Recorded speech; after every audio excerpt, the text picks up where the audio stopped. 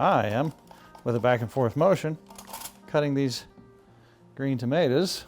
And they're perfect. To this particular length. Beautiful. Now there's a certain craze going around, and everybody's saying, oh, you gotta cut your tomato up in little chunks and fry them. No, for me, forever and always, will be a slice. When I have fried green tomatoes, Yes. I want them sliced. Me too.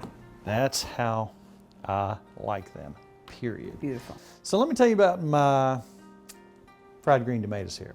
These are gonna be a little bit different for this sandwich. Sometimes I just sit around and think about food. Yes, you do. It's kind of our job. So I was thinking, what would make it just a wonderful sandwich, just full of complexity, flavors, savory, sweet, all this stuff. And I just dreamed this sandwich.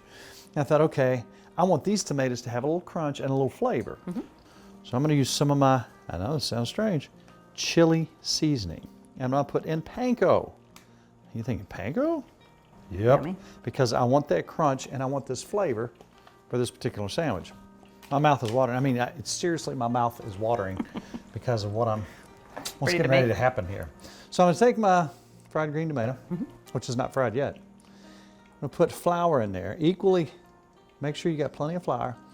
Dip it in your buttermilk egg mixture, and you have to make sure that every spot, see how that flour, that dry flour kind of repels that mix?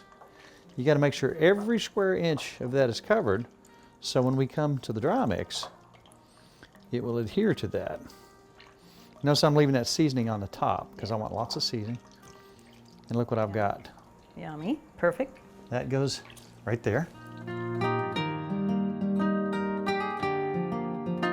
Look at these beautiful fried green tomatoes. Yummy. Those look so good. You could put both of those on one sandwich.